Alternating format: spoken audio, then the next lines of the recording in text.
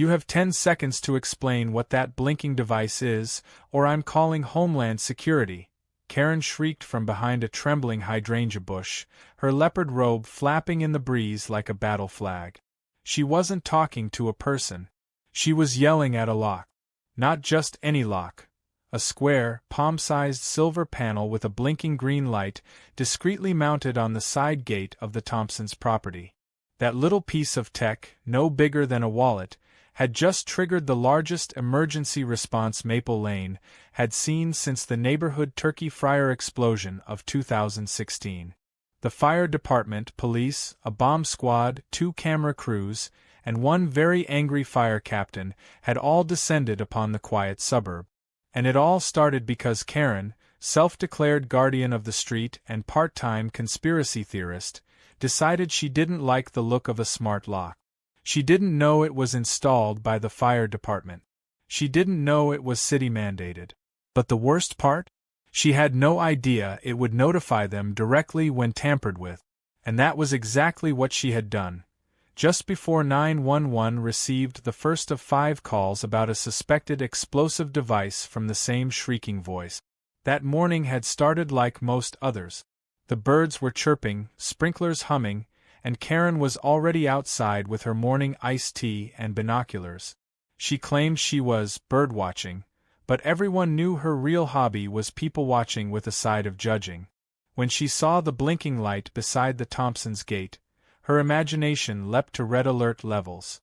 She muttered theories to herself about espionage, Wi-Fi harvesting, and 5G mind control. Instead of knocking and asking what it was, Karen tiptoed over with her phone camera, zoomed in, gasped theatrically, and bolted back to her porch to call the police. Her version of the story to the dispatcher was riddled with panic and misused terminology. She called it an unauthorized electromagnetic surveillance disruptor. That alone was enough to trigger a suspicious device protocol. By 10 a.m., squad cars had blocked both ends of Maple Lane. Neighbors were instructed to remain indoors. A police drone hovered overhead. The bomb unit, dressed in heavy armor, rolled up the driveway with a remote-controlled robot. Meanwhile, the Thompsons, a young couple who both worked in tech, were completely unaware anything was wrong. They had installed the smart lock 2 days prior at the request of the city's Fire Access Initiative, which required emergency responders to have rapid gate entry for high-risk fire zones. Their property backed up to a greenbelt notorious for brush fires. The device was a smart access control unit, a fire department-authorized lock that only responded to their encrypted signal or firetruck RFID tag. Karen, of course, was stationed behind her bushes narrating to no one. She was live on Facebook, though her following consisted mostly of her sister, a confused former coworker, and 2 Russian bots. There it is, ladies and gentlemen. The device. Hidden in plain sight. I knew the moment I saw it blink. That's not normal behavior for any lock. This is war. A few minutes later, her video cut short when a police officer knocked on her door and asked her to step outside for questioning. Karen strutted toward the center of the lawn like she was about to receive a medal. Instead, she got a reprimand. The officer informed her that the situation had escalated into a citywide alert due to the seriousness of her report. When she was asked for more context, she simply said, "Well, it looked suspicious. And it had a light." The fire captain arrived shortly after. His name was Captain Brett Michaels, and while his name may have been fit for a rock star, his patience was razor-thin. He took one look at the smart lock, let out a groan, and barked at the bomb squad to stand down. He approached Karen with the kind of stern expression usually reserved for children who pull fire alarms for fun. "Ma'am, this device is part of our fire access system. It's a city ordinance. You approved it through your HOA vote last year." Karen blinked. "I voted no," she snapped. "You also didn't attend the mandatory follow-up meeting," he added. "Because I don't attend meetings where people get brainwashed," she yelled. That was the moment a local news van pulled up and began filming.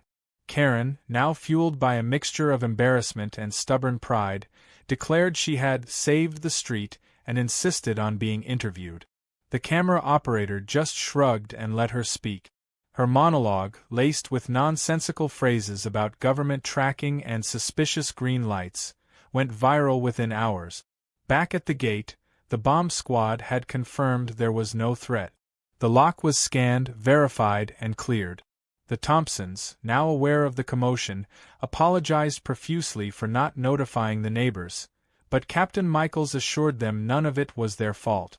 "The problem here isn't the device," he said loud enough for the camera to pick up. "It's that some people think blinking means danger." Karen crossed her arms and muttered something about electromagnetic frequencies. A child from 2 houses down asked his mom why the police were there. "Because Mrs. Karen thought a fire lock was a robot," the mom answered, a little too loudly. As the fire crew began packing up their gear, one officer noticed something odd. The access panel had been scratched. A closer inspection revealed scuff marks consistent with a key, or a coin, or even a screwdriver. The technician pulled the footage from the built-in camera within the smart lock housing.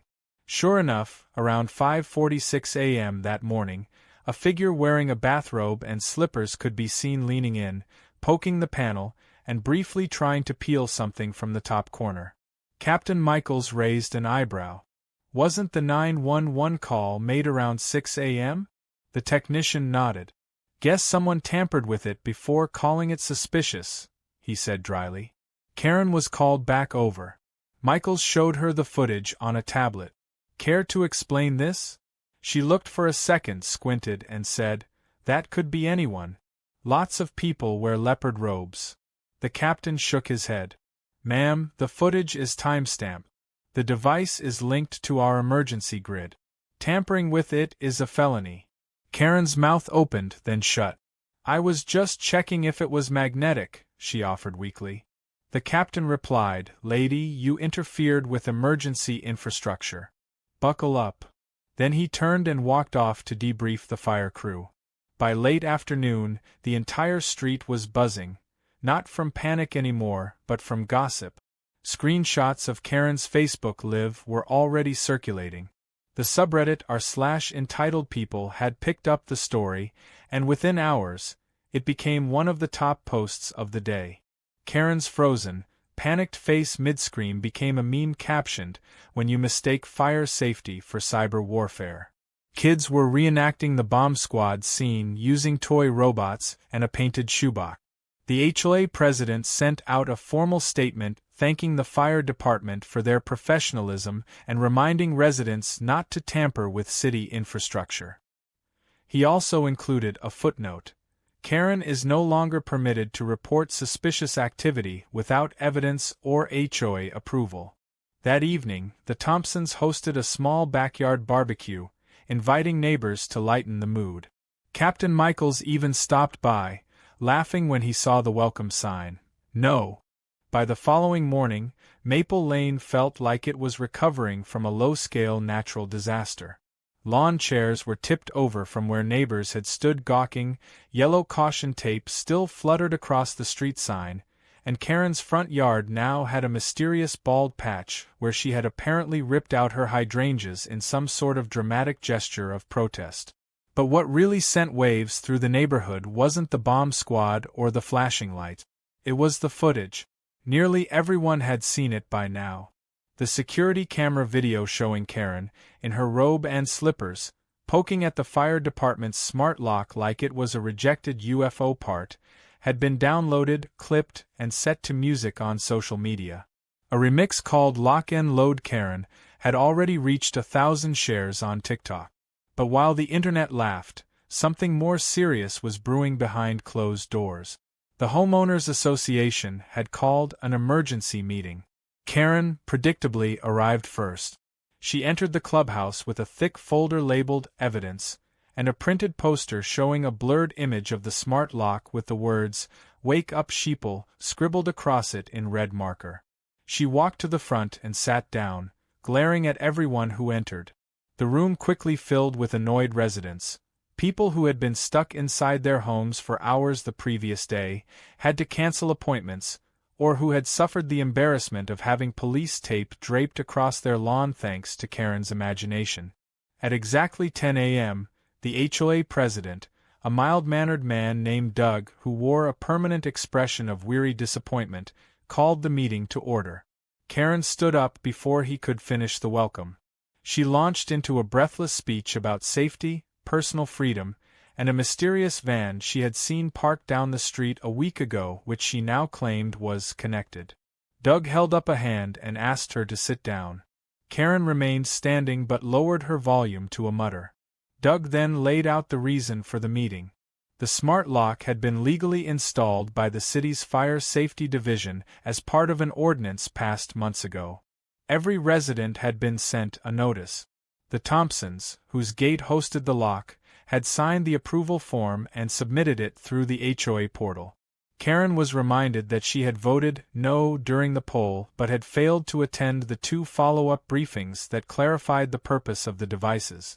Karen flipped open her folder and began waving around what she claimed were scientific articles about electronic radiation from blinking LEDs, most of which turned out to be screenshots from an old conspiracy website.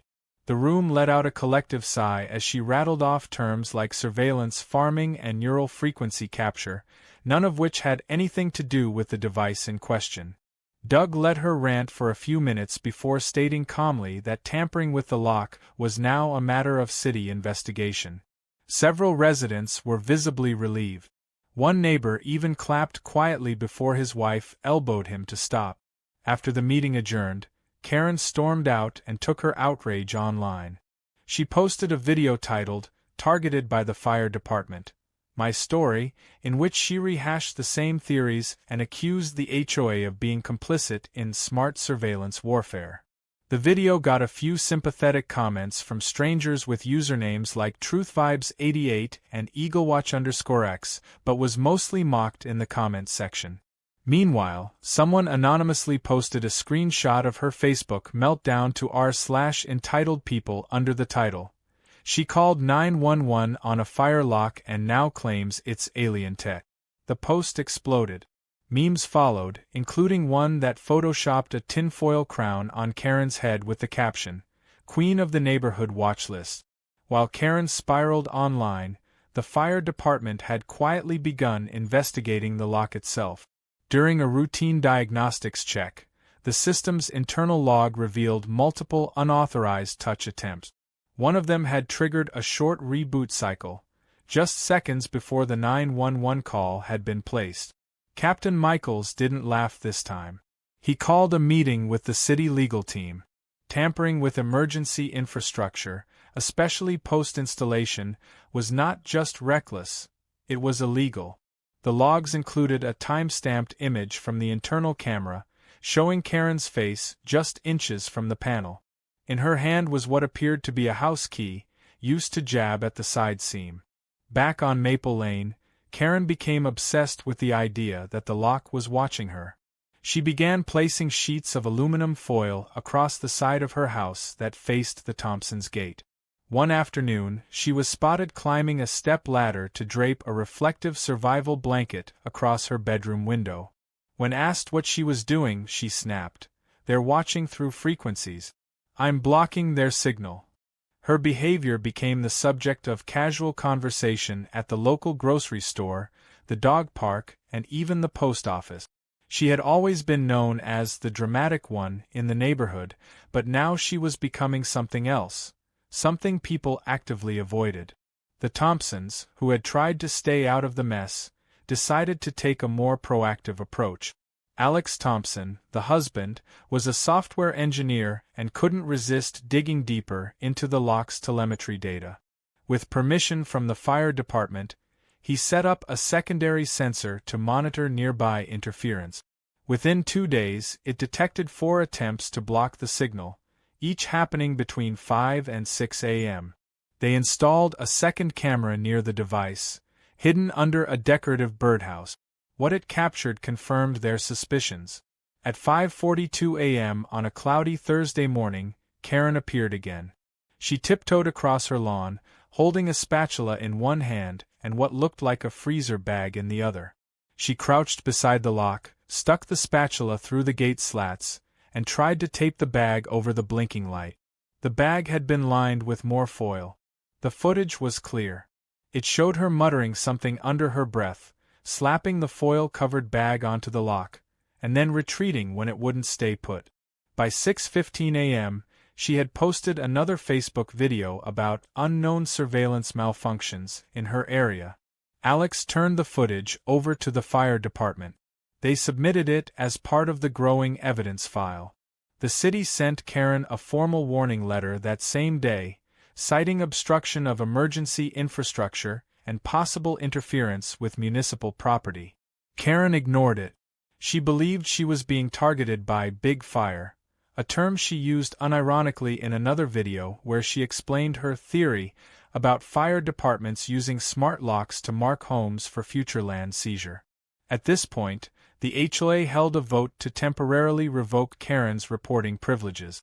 She would no longer be allowed to submit non-emergency complaints without supporting documentation. Her gate key was deactivated from the community center. A sign appeared on the bulletin board reading, "Karen's reports now require verification." Her reputation had officially shifted from eccentric watchdog to full-blown liability. The final straw came when a neighbor found Karen standing by the community pool, holding a walkie-talkie and pointing it at the filter system. When asked what she was doing, she replied, "Just checking for pulse." On an unusually dry Saturday afternoon, just days after Karen's latest aluminum foil stunt, the peaceful neighborhood atmosphere of Maple Lane was shattered by real chaos for once. The Johnsons, who lived 2 doors down from Karen, were hosting a backyard barbecue for their son's birthday. Everything was picture-perfect: balloons dancing in the wind, kids running across the lawn, and sizzling sounds from the grill. No one suspected that a small grease flare-up would evolve into something much more dangerous. As the guests gathered around the food table, thick smoke began to curl upward from the side of the house, and within moments, someone screamed that the siding was on fire. Panic spread instantly. The adults scrambled to get children away from the area, while someone grabbed a garden hose and aimed it at the flames. It wasn't enough. The fire latched onto dry brush along the fence line and quickly gained strength, aided by a sudden gust of wind. One of the guests dialed 911, reporting a backyard fire spreading toward neighboring properties. The dispatcher immediately dispatched a unit. Maple Lane had a history of occasional brush-related incidents, which is why the fire department had installed smart access locks on key gates for fast response. But no one could have predicted what would happen next. The first fire engine arrived within minutes, sirens blaring and lights cutting through the afternoon haze.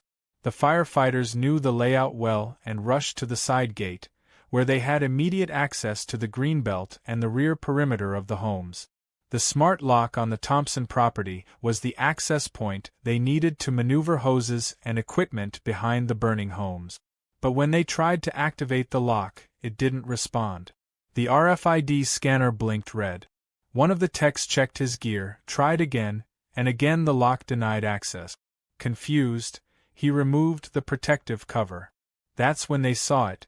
Gobs of half-melted foil jammed under the sensor, along with sticky residue and what looked like gum inside the corner seal. Someone had sabotaged the smart lock. As smoke thickened and embers jumped into the next yard, the delay in gate access became critical. Firefighters were forced to redirect equipment through a longer path, navigating over a backyard fence and unrolling hoses the hard way. It cost them precious minutes. By the time they reached the rear of the Johnsons' house, the flames had spread to the wooden pergola and singed the outer siding of the house next door. 2 children had to be treated on-site for mild smoke inhalation. The fire was finally brought under control, but not before thousands in property damage and a near catastrophe. Captain Michaels arrived on the scene mid-chaos, having already been alerted that something was wrong with the smart lock. When he inspected it himself, he knew immediately it was the same device that had triggered the neighborhood fiasco just days before. His expression turned to steel. He didn't need to guess who had tampered with it. The fire crew pulled the lock's diagnostics and camera data as soon as things stabilized. Sure enough, there was Karen, caught on camera again, this time pressing what appeared to be a gum-covered coin into the sensor port just 24 hours prior. The footage was time-stamped and showed her pausing, checking over her shoulder, and then slapping a square of foil across the panel before running back to her yard like she had planted evidence in a spy thriller. Michaels didn't hesitate. He called the city attorney's office and filed a report. This wasn't just neighborhood drama anymore. This was public endangerment. Tampering with emergency infrastructure that caused real property damage and delayed emergency response carried severe legal consequences. He personally sent a copy of the footage to the city prosecutor, who confirmed it met the criteria for a misdemeanor charge and possibly more if injuries were involved. Within hours, Karen received a formal summons. The document was delivered directly to her by a city official, catching her in her front yard while she was watering her roses with a suspiciously thick gardening glove. When she read it, her face turned pale. She dropped the hose, soaking her socks. She tried to argue with the delivery officer, claiming she had no idea what that thing even was. But the man didn't respond. He simply pointed to the city seal and walked away. Karen marched inside and posted a Facebook rant within minutes, titled, "Wrongfully Accused by Government Tech." In it, she claimed she was being framed and insisted she had been targeted ever since she questioned the blinking agenda. The comments were brutal. Even her former supporters had grown tired. Some told her to get help. Others just posted lock emojis. The next HOA meeting, just a few days later, was standing room only. Karen arrived late, wearing sunglasses indoors and holding a printed packet labeled, "My Legal Defense."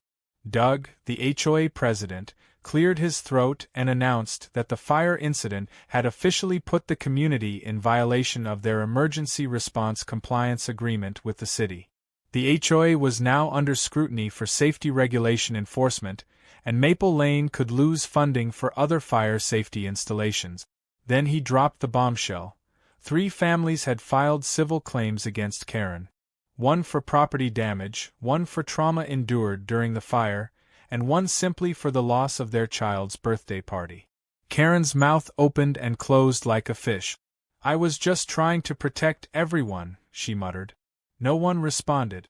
Meanwhile, the Thompsons were receiving supportive messages from all over town. Their decision to install the smart lock was now being viewed as prescient. The fire department publicly praised their cooperation. A local journalist ran a story titled, "When Tech Meets Paranoia, How a Smart Lock Became Maple Lane's Dumbest Drama." It featured quotes from firefighters, neighbors, and even Karen's original Facebook post, uncut and embarrassing. The article ended with a chilling quote from Captain Michaels. "This could have ended a lot worse. A few more minutes and we'd be talking about a tragedy." Karen's summons included a court date, a cease and desist notice, and a citywide notice of investigation into any other tampered infrastructure near her property.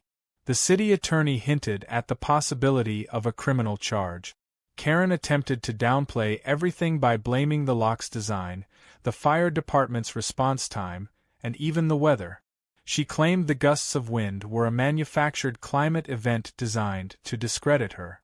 At that point, even her closest neighbor, who had once sided with her during a dispute over grass height, cut ties. As legal pressure mounted, Karen tried filing a countersuit for emotional harassment and false targeting. Her lawyer lasted exactly 3 days before quitting after seeing the lock footage. Left without representation, she considered representing herself. She posted another video claiming she had been studying law through YouTube, and that sovereign citizen protocols might protect her. The comments section turned savage. Someone reposted her earlier lock tampering footage, this time with subtitles reading, "Exhibit A in the making." In private, TE Fire Department upgraded the Thompson lock and added 2 more in the surrounding area. Each one was equipped with new anti-tamper sensors and an audio warning system that triggered a loud, polite message when anyone touched. The courthouse buzzed with low chatter, a quiet electricity of anticipation humming through the rows of wooden benches as Karen marched in like she owned the place. Her outfit was a spectacle, a starched white blouse with a giant brooch shaped like an eagle, a knee-length American flag skirt, and a red velvet cape thrown across her shoulder like she was about to reenact the signing of the Constitution. She carried a massive binder labeled with hand-drawn letters spelling out Truth Files Volume 1 and plopped it dramatically on the defendant's table, earning a flinch from the city prosecutor. Several attendees in the back had already pulled out their phones, not to record the court proceedings, but to secretly text group chats that this was going to be better than daytime television. Karen had insisted on representing herself after her original lawyer had abandoned the case, citing irreconcilable legal strategy differences. Translation: he couldn't deal with her conspiracy theories and bizarre outbursts. Now, armed with YouTube legal advice and a folder full of questionable printouts, she was ready to face the consequences of tampering with a government-registered emergency smart lock. But Karen wasn't planning to admit fault. Her entire defense was based on a new theory, one more elaborate than all the previous ones combined. She was now fully convinced that the lock had been installed not just for fire safety, but as part of a secret psychological experiment to measure neighborhood compliance. Her plan was to expose it all live in court. The judge entered, a no-nonsense woman with a gavel that had seen plenty of drama. After introductions, the prosecutor laid out the case. Karen was being charged with obstruction of emergency services, destruction of public infrastructure, and creating a false emergency report, all of which stemmed from her repeated tampering with the smart lock on Maple Lane. He presented video evidence, timestamps, maintenance reports, and even statements from the fire department. The footage of Karen placing foil, gum, and a freezer bag over the lock played on the screen for everyone to see. A few jurors looked away in disbelief, while others exchanged glances that screamed, "This can't be real." When it was Karen's turn, she rose and spoke with theatrical intensity. She began by declaring she was a patriot, a citizen journalist, and a watchdog for the truth. She claimed she had been targeted by technological manipulation tactics, designed to discredit her as a neighborhood guardian. Her argument spun in circles, making connections between blinking lights, electromagnetic waves, and obscure YouTube videos about smart cities. She even suggested that the fire department was involved in a land acquisition plot, trying to force homeowners into selling by creating a false sense of danger. The judge remained perfectly still through the entire monologue, only interjecting once to ask Karen to stop referring to herself in the third person. By midday, the mood in the courtroom had shifted from tense to surreal. When the prosecutor cross-examined Karen and asked if she believed the fire was real or staged, she hesitated. Then she answered that she believed the fire was real but that it was accelerated intentionally by weather manipulation to trigger a response and make her look guilty. That answer all but sealed her fate. The jury didn't need much more. The court ruled that she was guilty on all three counts.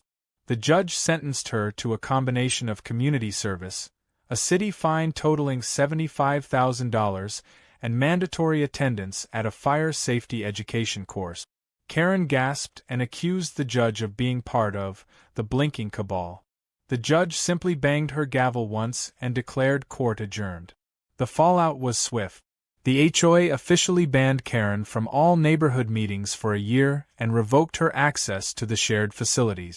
Her front gate access code was changed.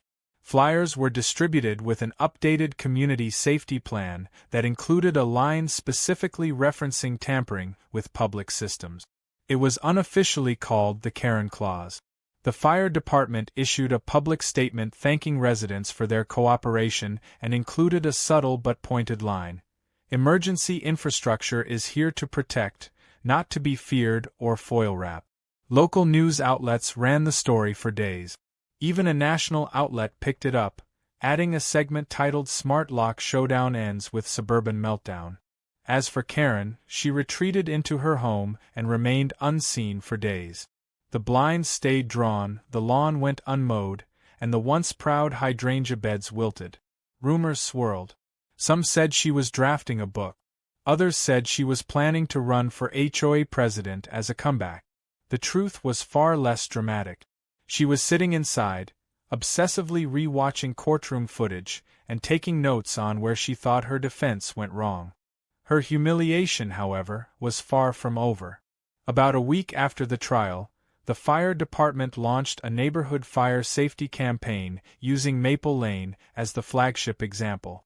They created an educational video showing the installation and purpose of smart locks, featuring testimonials from residents, except one.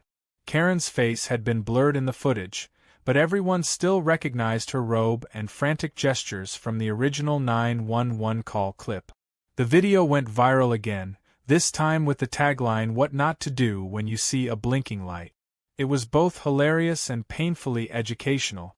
The Thompsons, meanwhile, were approached by the city to have their gate serve as a test site for an upgraded version of the smart lock system. The new model had facial recognition, remote override by fire crews, and most amusingly, a feature that triggered an audible warning when tampering was detected. The voice was warm and friendly, but unmistakably firm. "Step away from the panel. Your actions are being recorded." Karen triggered it within the first day. She had walked by the fence, paused, and leaned slightly toward the panel with narrowed eyes. The warning played at full volume. She shrieked, stumbled backward, and dropped her shopping bag, which spilled a bundle of tin foil across the sidewalk. A child across the street clapped. Someone filmed it. Another viral moment. Not long after, a local comedy podcast reached out to the Thompsons and invited them to share their story. They accepted and recounted everything: how they first installed the lock, the absurd neighborhood meetings, the bomb squad, the fire, and the trial. Their storytelling was so sharp and good-natured that they were invited back as guests on a follow-up episode. They donated their honorarium to the fire department. Karen, predictably, released a video afterward claiming they were actors planted to spread disinformation about smart lock. Things took an unexpected turn when Karen, perhaps in a bid to reclaim her image, announced on her social media that she was going to embrace her notoriety and educate the public about hidden technologies. She launched a YouTube channel titled Unlock Truth. Her first episode featured a shaky camera, a whiteboard with nonsensical diagrams, and a rant about garden hoses being used as data collection tools. It did not go well. Comments ranged from genuine concern to ruthless ridicule. Her subscriber count peaked at 83 before it began declining steadily, especially after she uploaded a video accusing squirrels of being wireless signal. The summer heat returned with a vengeance just as Maple Lane was beginning to cool off from the firestorm of Karen's legal disaster. Most residents were focused on trimming hedges, prepping for school season, and enjoying the newfound peace that had settled over the neighborhood. But Karen was not one of them. To her, the court loss wasn't a defeat, it was a setup. She had started scribbling ideas again, filling notepads with sketches of blinking circuits, phrases like synthetic smoke manipulation, and something she'd labeled Project Gatekeeper. Her lawn was once again overgrown, and her blinds remained shut all day, but the lights inside stayed on deep into the night. She was planning something she believed would expose everything, but what she didn't realize was that the neighborhood wasn't dreading her next move anymore. They were ready for it. The fire department, with the help of city grants, began expanding the Smart Lock initiative into nearby blocks. The new devices were larger, sleeker, and more advanced. They had audible alerts, tamper sensors, and even cloud-linked video logs accessible by first responders in real time. As part of the program, they scheduled a Fire Awareness Week featuring school demonstrations, fire truck visits, and a community safety drill. The Thompsons' property, now known unofficially as Lock Zero, was at the center of it all. Alex Thompson, the software engineer turned neighborhood celebrity, helped install updated firmware that could send alerts directly to firefighter tablet. A banner was posted on the community center fence that read, Fire safety starts here. Karen read that banner every day and interpreted it as a direct attack. One morning, a yellow envelope was slipped into every mailbox on Maple Lane.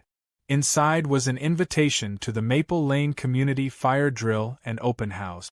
The event promised refreshments, games, and a very special live reenactment of a real neighborhood fire incident to teach safety procedures. What the envelope didn't say was that this reenactment was going to be the final chapter in Karen's saga. The event was co-organized by the HOA and the fire department, and the reenactment had one central theme: what not to do. Karen had no idea she was about to be made the star of the show one last time. On the day of the drill, the neighborhood turned out in full force. Kids wore plastic firefighter helmets, lemonade stands were set up, and fire trucks gleamed under the sun. At noon sharp, a temporary stage was assembled on the community lawn. The HOA president, Doug, stepped forward and gave a short speech about the importance of community safety. Then he introduced the highlight of the afternoon, the fire safety reenactment. A hush fell over the crowd as the actors came out. They were local theater students, and their costumes were exaggerated for effect. The woman playing Karen wore a massive sun hat, carried a clipboard, and spoke in a shrill imitation of her voice. The lock was a foam prop with a big blinking green light. The crowd burst into laughter as the actress shrieked about enemy tech and began smacking the lock with a spatula. Even the children were giggling. Then came the recreation of the barbecue fire. One student in a plastic fire helmet acted out the struggle to access the gate.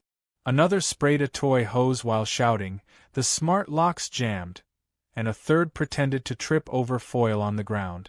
The audience laughed, but there was also a sense of sobering clarity. They were watching a comedic version of a very real delay that could have been far worse. When the reenactment ended, the crowd clapped and cheered. But all eyes turned when a figure was seen standing alone on the sidewalk behind the crowd. Karen had arrived late. She wasn't invited, of course, but curiosity or ego had brought her here anyway. She watched the end of the performance in stunned silence. Karen stood there, arms folded tightly, lips pressed into a thin line. She said nothing. People glanced her way nervously, but no one approached. Then something strange happened. She let out a single, short laugh. Just one.